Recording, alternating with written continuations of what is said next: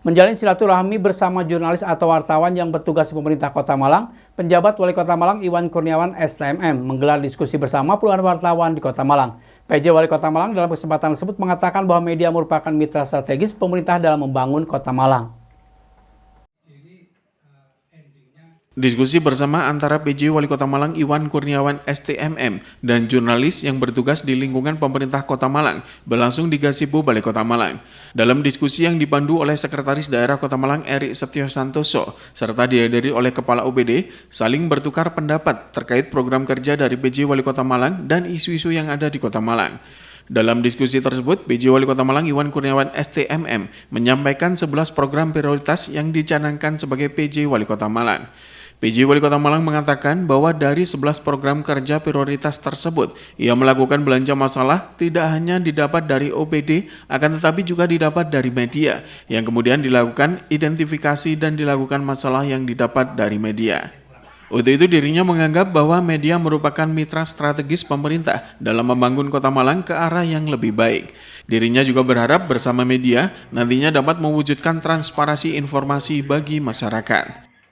Kalau kita dari 6 item, 5 itemnya tuh di OPD juga banyak, di kita juga banyak.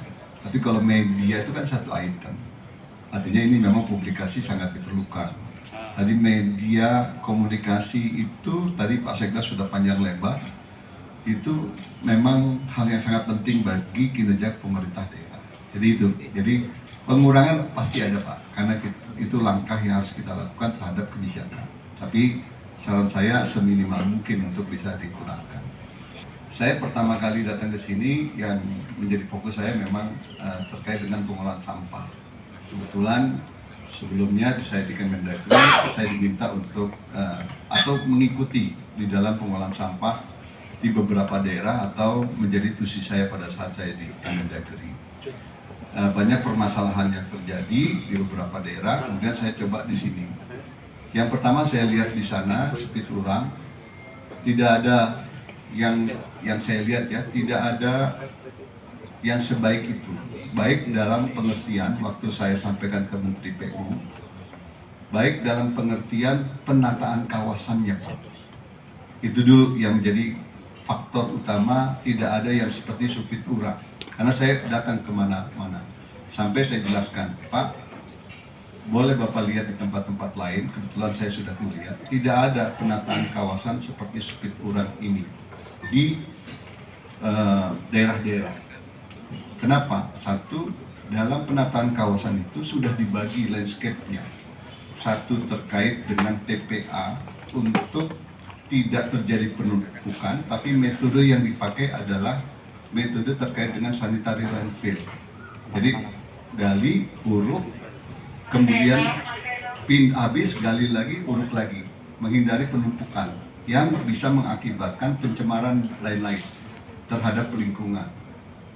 Tapi itu tidak menyelesaikan masalah Pak Menteri, karena pada saat lahan berapapun lahan yang ada di masing-masing kota atau daerah, itu akan menimbulkan permasalahan karena gali, kemudian